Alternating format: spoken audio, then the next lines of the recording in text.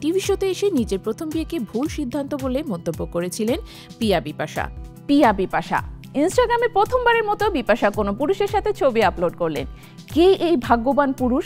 বেশ অনেক আগেই গুঞ্জন শোনা যাচ্ছিল ফের বিয়ের পিঁড়িতে বসতে যাচ্ছেন এই মডেল। তবে কি বছরের শুরুতেই শুভ কাজটা সেরে ফেললেন পিয়া বিপাশা? ইনস্টাগ্রামের পোস্টও তাই বলছে, জানবো বিস্তারিত।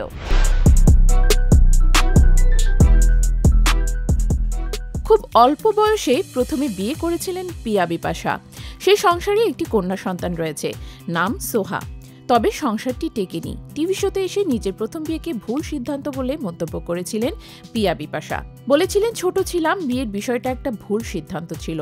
18 বছরের আগে কারো বিয়ে করা উচিত না। অথচ যখন আমার বাচ্চা হয় তখন আমার বয়স ছিল মাত্র 16 বছর।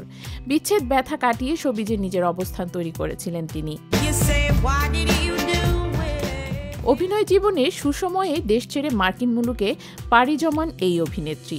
গণমাধ্যম সূত্রে জানা যায় 2019 সালের 21শে জুলাই দ্বিতীয় বিয়ের জন্য আংটি বদল করেন পিয়া।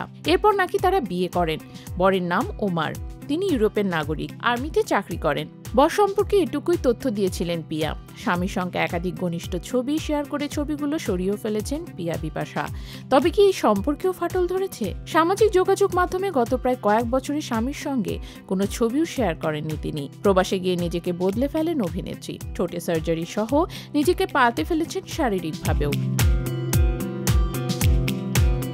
এর মধ্যেই যুক্তরাষ্ট্রে 2022 সালে মিসেস ওয়ার্ল্ড প্রতিযোগিতায় অংশ নেন প্রিয়া। কিন্তু নিজের দাম্পত্য জীবন বেশ আড়াল করে ফেলে বিপাশা। ইনস্টাগ্রাম কিংবা ভেরিফাইড ফেসবুক পেজ, কোথাও তাদের কোনো ছবি নেই। তবে কি এবারও পিয়া বিপাশার বিবাহ বিচ্ছেদ? বেশ কয়েক বছর পর 18 লক্ষ অনুসারীর ভেরিফাইড ইনস্টাগ্রামে পিয়া বিপাশা পোস্ট করলেন 3টি রোমান্টিক যুগল ছবি।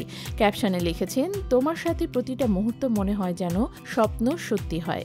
তুমি আমার স্বপ্নের মানুষ, আর তোমাকে ভালোবাসা আমার জীবনের সবচেয়ে বড় উপহার। তাহলে কি তৃতীয়বারের মতো বিবাহ বন্ধনে আবদ্ধ হলেন এই মডেল? নাকি দ্বিতীয়বারের মতো যার সাথে বিয়ের পিঁড়িতে বসেছিলেন সেই ওমারের সাথে মান অভিমান ভুলে আবার এক হলেন পিয়া বিপাশা? যদিও পিয়া বিপাশার পক্ষ থেকে এই পোস্টের কোনো ব্যাখ্যাই এখন পর্যন্ত পাওয়া যায়নি। আপনারা কি ভাবছেন? মন্তব্যের ঘরে জানান।